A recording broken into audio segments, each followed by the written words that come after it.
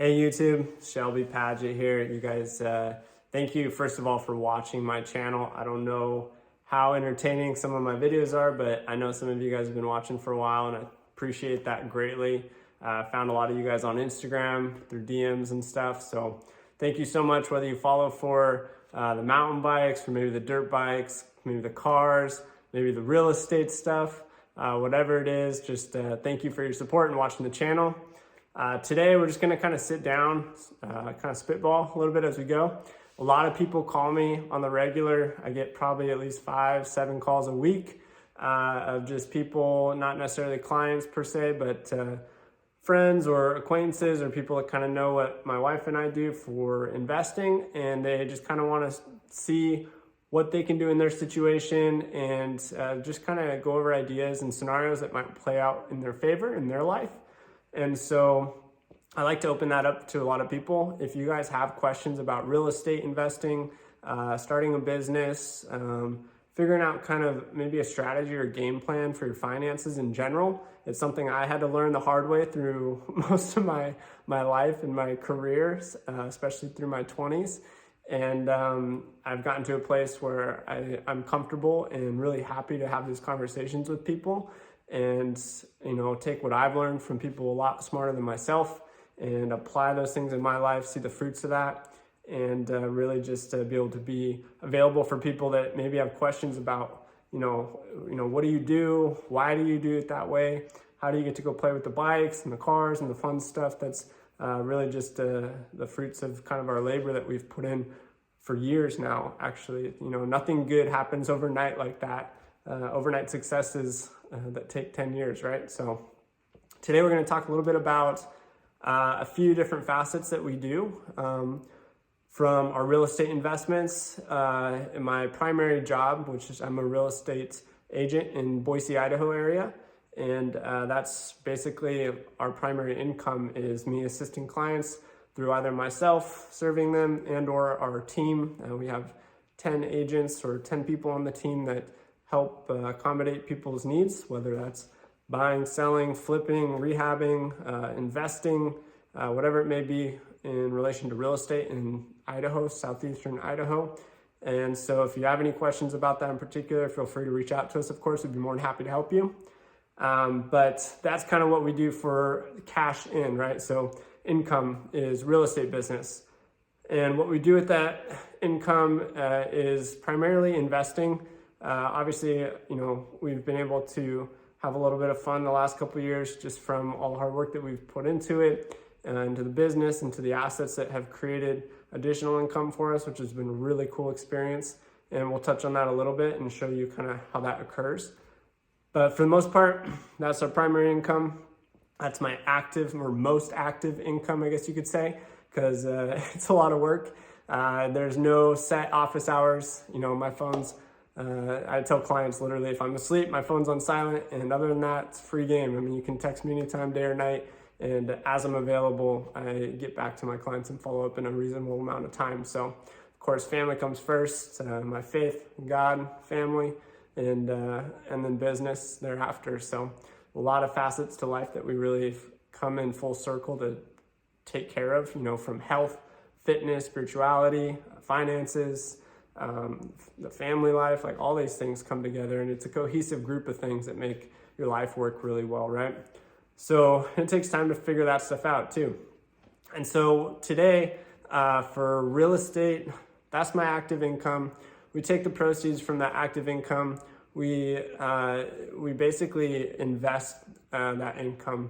And I heard, you know, I'm a Christian myself. I love Jesus, and I'm just so thankful for everything that He's allowed in my life to have stewardship over. I see things maybe a bit different than a lot of people.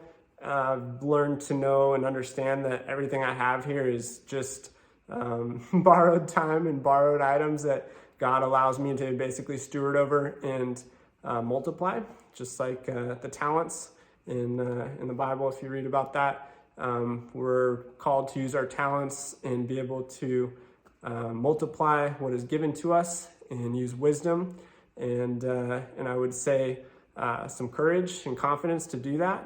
And God will bless those who basically are able to use what he's given us to give to more people and to produce and become valuable to those around us and be beneficial to those around us. So that's basically how we operate at the core, with the primary income being real estate and the driver out being our investments. We have had a really good situation. A lot of you guys may be in a similar situation where maybe you own one house. I owned a house. My wife owned her house when we met.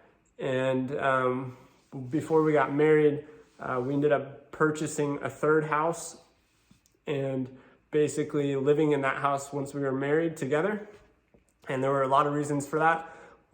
Kind of funny reasons, I guess, would be that, we wanted a space that was something new for both of us instead of going to one or the other house. And then obviously the scary part of that was that we had to find renters in our units. That was kind of a new venture personally. I've had clients that did that, but I had never done it myself. So that was definitely nerve-wracking. And of course, we bought the other third house, which is probably one of our best purchases. And we rented out the two other units that were substantially heavy cash flow after all expenses paid per month, just because we bought at a great time. One thing leads to another by happenstance. And real estate is one of the best long-term investments you can make, historically speaking, and year over year. It's very difficult to really do poorly with owning real estate or real assets like that. So I bought the third house. We stayed in it for a year, which is something you guys could talk about with me if you ever want to. A lot of people talk about it. House hacking. Basically, you can buy a primary residence with minimum % down, depending on what you qualify for. So in some states or some scenarios, that could be an FHA loan as low as like 3.5% down, or there's even some programs out there with less than that. The lowest to date that I've had a client come to the table with, that's not a VA loan where it's zero down, is $713 to close on a house over $300,000. So that's a huge personal win for us, but it is doable. So house hacking requires you to use a primary residence, so you have to live in it yourself. And we lived in that house for about a year.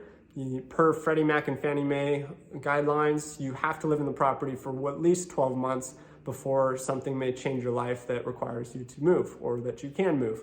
So basically you can do as little out of pocket, which would theoretically impact what's called cash on cash return. So a little bit of cash out for a great return on that value. So if you rent it out later in 12 months after you move out, definitely if you're in a position to house hack a triplex, a fourplex, multi-unit, 100% do that. If I could go back, I would have bought like 3 fourplexes and house hacked each of them for 3 years. That's the fastest way to, in my opinion, in the residential space, to equate to wealth very quickly or cash flow very quickly.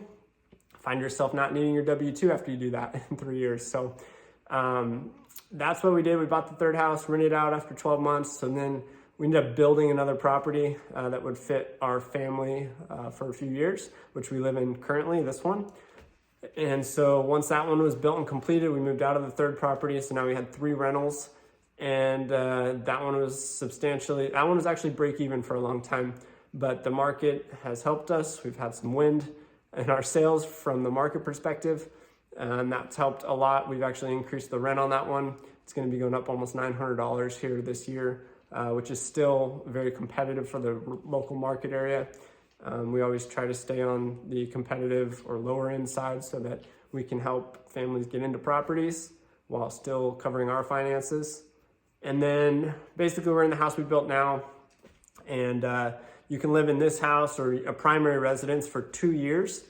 And then if you end up selling that property to upgrade, change, or transition, after 2 years, you can get basically tax-free benefits you may know of. It's tax-free profits on the first $500,000 profit if you're married, and the first $250,000 if you're single after 2 years. So you have to live in it 2 of the last 5 years. So you could literally live in it for 2 years, rent it out for 3, or rent it out for 3, live in it for 2, however you want to do that. Those tax benefits are currently in place, and they may change over time. So check before you do that with your CPA. I'm not an accountant or an attorney or a CPA, so be sure to check with that stuff.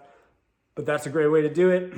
So during the time between when we got that third house and where we're at now, it's been a few years. We've used the income from real estate to buy other assets. So we've bought, right now we have 7 single family units varying from size and location around the Boise Valley area. And we're in contract on an 8th in out of state, which will be our first out of state venture. Definitely out of state matters who you know, in my opinion, more than where you go, because you want an agent you can trust out of state, a team that you can trust to manage the property, and or know the local area and resources if you need anything for that. So we can do another topic on that too. If you guys have any specific areas that you'd want me to talk on, let me know. I can go on for hours about all these things. I absolutely love talking about real estate and investing and just things I've learned through the hard way or things I've learned from people, like I said, that are wiser than myself. And so we currently have 7 units, varying from condos. Like our smallest unit's a 2-bed, 2-bath, which is actually one of my favorite. It's near downtown Boise. That one's really cool and rents out pretty well. So out of the 7, we had 3 when we got married. We bought our 4th house, which is our primary, so that one doesn't count. And then the other 4, 2 of them were purchased through income, right? From the active income being real estate that we used, and we put that money put to work and invested in properties to help from a tax benefit perspective. As a real estate agent, there's insane tax benefits that I could touch on in a minute. And then the other 2 properties were actually results of our first 2 properties that we owned, doing cash out refinances. The rates obviously were at historic lows.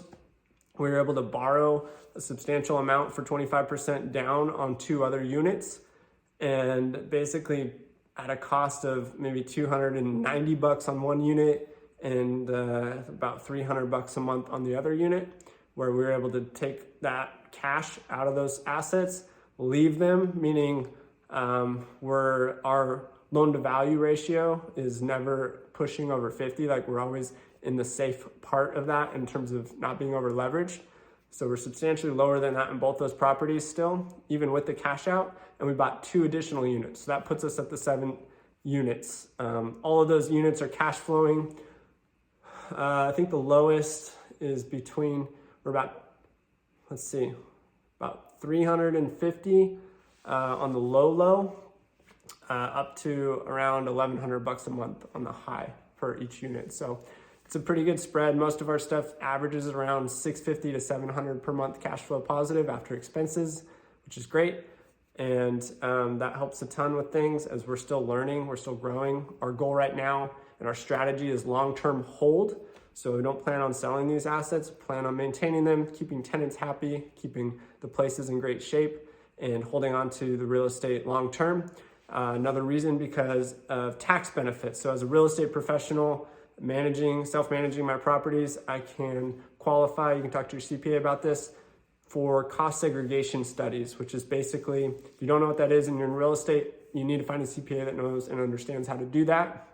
A cost segregation study is where I can take an asset, say it's $300,000 asset, and I can depreciate it on year 1 on my taxes. And single family and multi-unit properties up to like 4 units, typically you can capture around 25% to 35% of the asset total value in depreciation upfront in year 1. So if you make X amount per year, but you buy 2 properties or 3 properties per year, that depreciation can actually offset your income.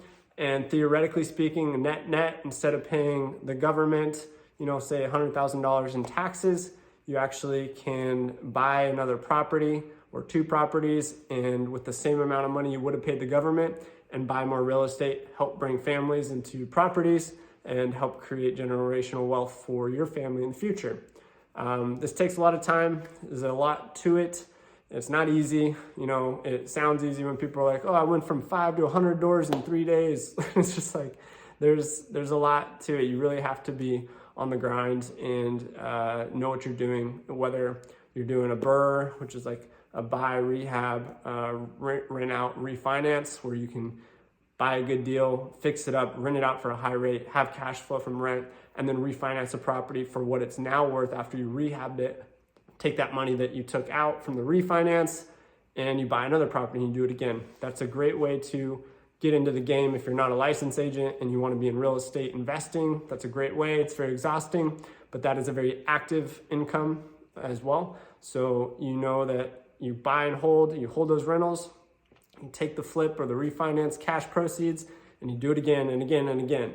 And you can rinse and repeat that with systems and people in place pretty quickly. So I haven't dabbled with that too much. We've done a renovation on one of our units, and that was really cool.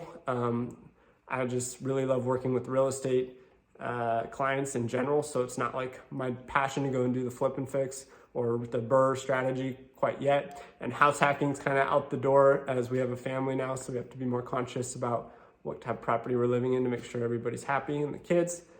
So yeah, those are a couple strategies that we used and put in place. We also have other business ventures on the side. So I'm more than happy to talk about how we got here. Or, you know, we're still going, we're still en route to where we want to go. We want to have 10 single family properties, hopefully by the end of 2022. And then from there, we're going to reevaluate our portfolio, our situation and direction, and maybe jump into either multi or commercial.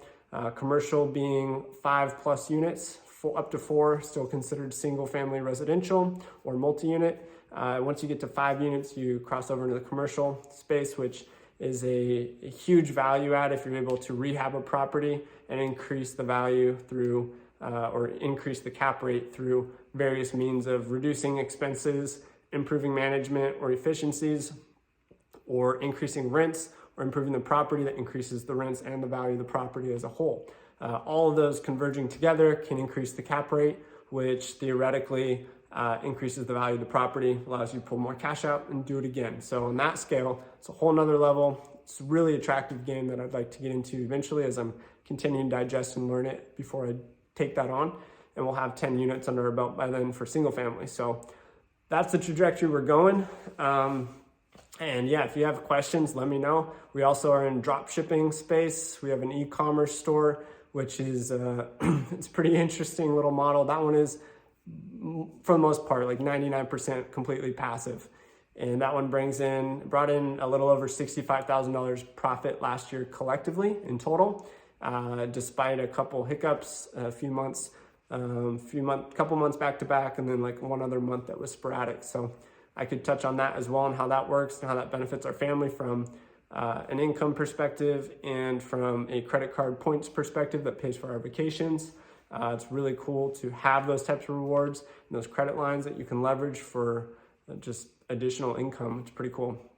And then outside of that, you know, I'd love to just help people. I think ultimately and eventually, even though I'll probably remain in real estate because I just enjoy it, I'd love to get into helping facilitate those conversations for investors, trying to figure out their pathway and strategize based on what their situation is. So my situation and our goal with the buy and hold strategy is one strategy. I mean, you can do 1,000 different investment style strategies, value add to properties. There's like really cool things you can do and really maximize value depending on what you like, how much time you have, how much capital you have, and what your end goal is. So give me a call. I know it's a lot. I just figured I'd go ahead and just put this on YouTube.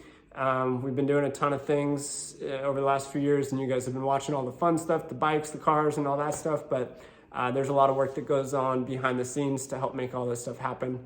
And it's a pretty wild story, to be honest. You know, not even 6 years ago, 5.5, 6 years ago, I was struggling to pay my mortgage, and it was rough. I was literally starting over, right, in life. So getting from that perspective or having that perspective to where we are now, just so fortunate, and just God's been so gracious with us. And so any type of knowledge or information I can help pass on to you guys to learn about this stuff. We're dabbling in crypto, e-commerce, real estate, all that stuff, starting a business, whatever it may be, let me know. I do a lot more than just ride bikes and hang out and play with the cars. That's just a very small portion of our life. And, you know, I have such a great support team. My wife, she's incredible and helps make a lot of the calls with us, which has been really helpful. So if you guys have any questions, comment below, let me know. I know this is a long video, but I want to put this out there, let you guys know what I do so that I can be a resource for you if you're navigating any similar paths in your life, or maybe you're where I was 6 years ago, maybe you don't even know where to start, or maybe you're way ahead of me and you have some ideas that can help me out. More than happy to engage and talk about this stuff. So, well, thanks for watching. I'll probably do some follow-up videos based on what you guys want to hear about.